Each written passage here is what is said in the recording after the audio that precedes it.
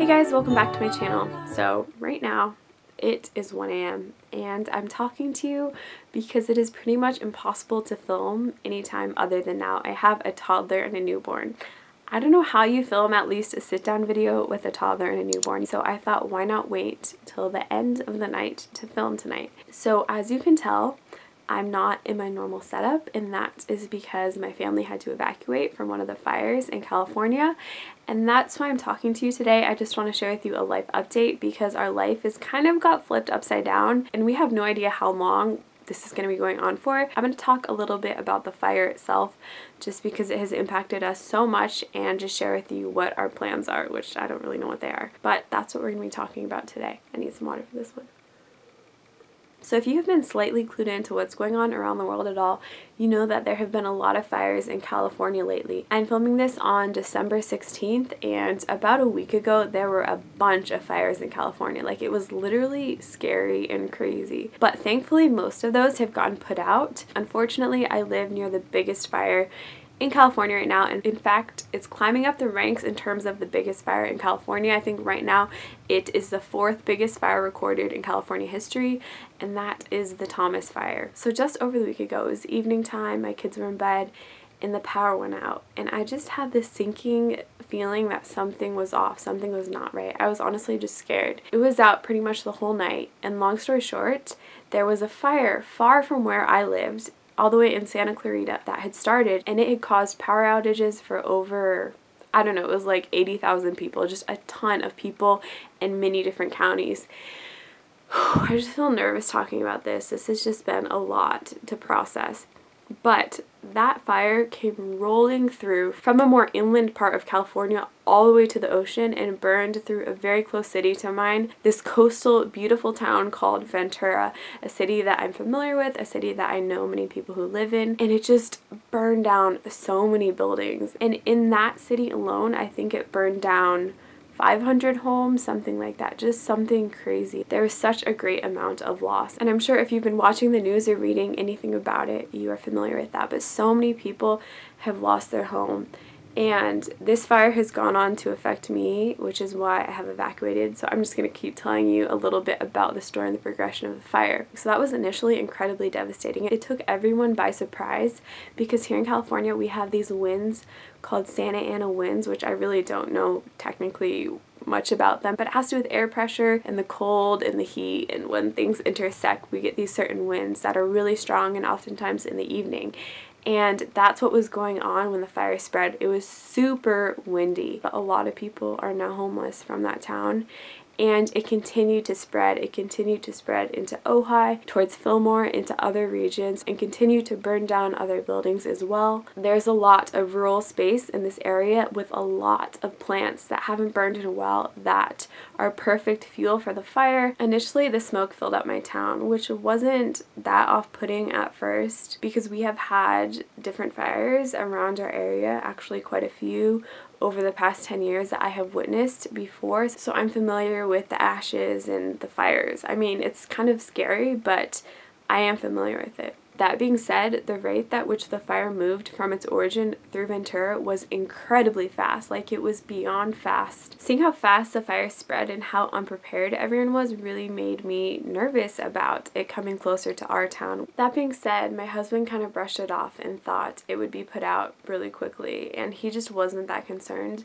But the fire kept growing and growing, and the smoke over a city kept getting heavier and heavier. And then a few days after the fire had started and it was spreading towards us, my husband, which he never has done this before, this is something I totally would do. I totally think it was meant to be though, but he locked his keys in his car with his car running. So he locked himself out of his car with the car running, and it was just a super ashy, smoky day. So he actually was right next to a fire station, which is super ironic. So he walked over there because he didn't have his phone either, and he called me because he needed me to bring him the spare so that he can get into his car. And of course, it was right before Elia's nap time. Elia is my 2-year-old, and she was so cranky.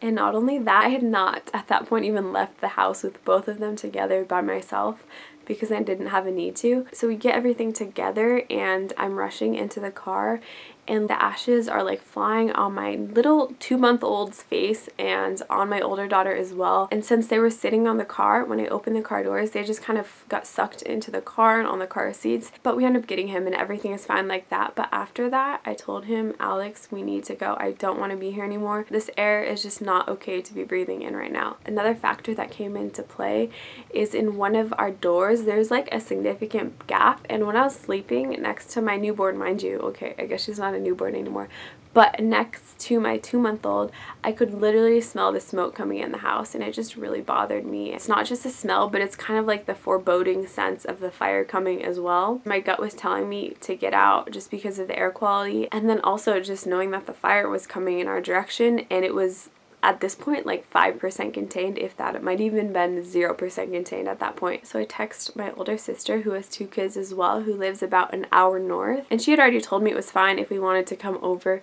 but she confirmed that and said that we could come over that night. So in that evening, after my husband finished working, we were just rushing around trying to clean up because the house was a mess, and then packing too. And then not only that, but thinking if our house burns down, we want our valuables. So we made sure to get all of our paperwork and everything that is important to have. So yeah, that was crazy to say the least. We just were trying to get out before it was dark. It was weird, and it still is weird like this. Like, it's just kind of surreal, like what's happening. There's this massive fire that at that point it had burned over 200,000 acres, which is absolutely insane. It's just been such a huge fire that has covered so much area. It's actually crazy to look at on a map, and it was coming for our town, and there really isn't much they can do about it because there's so much brush that just is gonna burn. And not only that, but the terrain is so rugged. There's mountains and canyons. It's just not a place that's easy to fight fire on. I think the fire's been going on for maybe like 10 days or something like that. Still, it's December 16th right now. And right now there is like 8,000 firemen attending to this fire. And I'm pretty sure right now it is 15% contained, but it is burning towards our city right now. Like, literally, it is 1 o'clock right now. The last update that I read said that at 2 a.m. the winds are going to increase a lot, and that people should get their houses ready for a fire. People should clear leaves from their gutters and everything like that. But I'm so grateful we had my sister to go to. What's crazy is that the smoke where they live was so bad. And you might be thinking, smoke, what's the big deal? But it's not just campfire smoke. Over 900 structures have been lost at this point. 900. Almost 1,000 structures, which is probably like well over 2,000 people if you think about it. And a lot of the structures are old, and there are lots of toxic things that burned in the fire. I mean, if you think about the houses that we have and all the crap in everyone's house, like, that's a lot of stuff. And that is all literally sitting over my town, because the winds at this point are not blowing in my town, but all the smoke is coming right into my town and sitting there, and the air quality has been deemed hazardous or at least unhealthy. So there's kind of a scale that it goes on, and if you're exposed to it for a long period of time, it can really affect your health. There are very few people out on the streets, and if you're out, it is extremely recommended that you wear a mask, especially with kids, let alone like a little baby. Thinking about their lungs, that's just so important to me to protect. Yeah, we went up to my sister, stayed with them, and even though they were an hour away, they were literally at least 80 miles from where the fire was burning, but they even had a lot of smoke in their town. When we left, we weren't part of the actual evacuation zone, but it has expanded into our area since we left, if that makes sense. When we left and staying at my sister's, I was just in that fight or flight mode. I don't know if you've ever been there, but I don't have like clinical anxiety or anything like that, but I know what it's like to feel anxious, and it's definitely different than just feeling anxious. It's that like heightened sense of fight or flight, like I need to protect myself. That sense of adrenaline, that's the right word. And it's really uncomfortable. Like, I don't like to feel that way, and I just really had a lot of fear and just an unsettled feeling. I mean, there's this huge fire coming towards our town, our smoke is filling up our town, and there's no end in sight. And that was the crazy thing. So that leads me to where we are now. We stayed at my sister's for 2 nights, drove all the way up to the Bay Area, which is where I'm at right now. I'm actually at my in-laws' house, and we've been here for almost a week already. And you might be thinking, how can you do that? Doesn't your husband have to work? Don't you guys have to make money? Yes, we do. And luckily my husband can do some work from afar, but my husband can probably work like 10 or 15 hours a week from home. at this point at least. So leaving wasn't something we thought about financially and did. We just did what was in the best interest of our kids. I mean, I feel like our health is invaluable, and that's truly just where we had peace in our hearts. So I'm so grateful that his parents welcomed us. I know they obviously would, but I'm just so thankful that we had somewhere to go and somewhere away from all that smoke. Honestly, I have forgotten all about Christmas and the holidays and all of those traditions. It's just not even on my radar or something that I have the energy to focus on. Plus, we're not at home. Yeah, we've been here a week, and they don't expect the fire to stop burning at least for another 10 days because of the wind, because of the terrain, and because there's no rain forecasted. The humidity is super low, it's super dry out, and there's so much to burn. There's just a possibility, though, that as it burns through the more rural, no, it's not even rural, that sounds so far away, but just the brush in the mountains, that it could come right into our little town too and take structures and homes in our town as well. I'm sorry, I know I'm jumping all around talking about this because there's just all these things dancing around in my mind. But yeah, it was just so eerie in our town. Like, this is literally a place that I grew up in. This is a place that's home. This is a place that is known for its beautiful sights and its beautiful weather, and it's literally burning down right now. I mean, not the whole town, but just this whole beautiful area is burning up, and we can't go back to our house because of the smoke there. And it's just a super strange waiting game because, again, we've been here for a week and we have 2 kids. My husband is barely working, and we're just trusting God to provide for us financially, and he totally is, by the way. I'm grateful though that he has a job that has flexibility where it's not like he loses his job since we came up here. My husband and I have been encouraged to trust God financially in a lot of ways though, so this is something that it's not like the scariest thing for me to do, worrying about God taking care of us through this time, because God is so good at providing for us. And I don't know, I just try not think too hard about it, honestly. I just try and go where he is leading us to go, and he always provides, so I just kind of let him take care of that. But it's honestly crazy to think that we could be here for 2 more weeks. We have never stayed at my in-laws here for more than like 4 days. I mean, generally it's like 3 days, but we have a life, and my husband has work, and they have stuff to do. They have work and whatnot here as well, and who knows, we could be here a month. It's just really weird. It's really weird.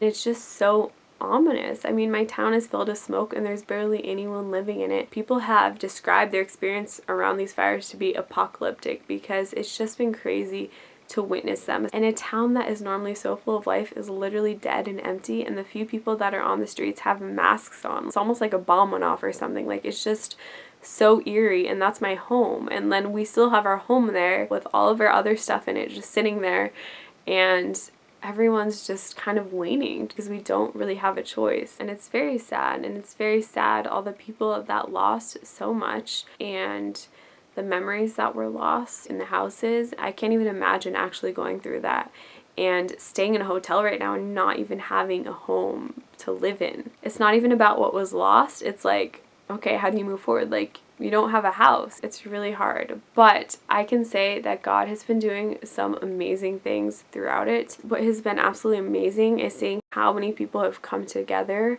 Even just all the firemen that came from across the country to come help fight this fire. And then the people within the town, the churches. There's so many locals offering up amazing services to help support victims of the fire who lost their houses. I'm part of some Facebook groups related to the fire, and I have just seen such a sense of community that has been really profound and really encouraging. People offering to do so much for people they don't even know, like go and rescue their horses and different animals that need special transportation. And there's so many people who are literally just like going on Facebook and saying, I have a room for someone who needs to stay. People opening up their houses to strangers. And I think it's so special because when do you see that happen? I definitely see the fruit that is coming out of this time. I see the goodness in it, because before disasters, and if you've ever gone through anything like this, we just lead complacent lives. Like, we don't tend to care about strangers. That's just our culture. We're more independent, and so many of us are not focused on what matters. And honestly, it's things like this that make us realize what matters, and it makes us want to reach out and help other people, because you know, it's upsetting, it's traumatizing, and you're just more encouraged to be generous, because if you see the bigger picture, you realize what really matters in times like this, and it's much easier to help people because you're not just focused on yourself and keeping your money and your space and your things and your time to yourself. You want to help people and come together because you just see the value in life so much. So I guess that's kind of it. Like, that's where we're at. I have some big updates for you as well that are personal, some things that I'm going to start sharing about. I want to open up more. I just don't want to be talking just about topics, but I'm going to be sharing a lot more about myself, not just anything, but some serious stuff. And I'm doing it because I love you and I want to help you if I can. I don't know what your story is, and I don't know what you're struggling with, but I really think that God wants... My baby's crying. I'll be right back. Okay guys, I'm back. I just had to nurse my daughter. So what I was saying is I'm going to be just sharing a lot more on my channel, and right after I finish this video, I'm going to be filming that video where I tell you more about what I'm going to be sharing on and just give you the details of the journey that you're going to join me on. And I'm really excited, and I think just kind of the intensity of everything that's been going on. Things like this make you realize what's important, and I think that that has played a role in kind of me wanting to embark on this journey with you guys. So be sure to stay tuned to see what I'm talking about, because I really think that you might want to be part of it. And if you haven't subscribed, make sure to subscribe so that you can follow along with that. So that is a lengthy life update for you guys, but I just wanted to share with you everything that's been going on. So give me a thumbs up if you enjoyed just hearing what's going on with my life, and I'd love to know how you're doing down below in the comments. I love you guys, and I hope that you have a beautiful day, because you're absolutely worth it, and I'll see you in my next video. Bye!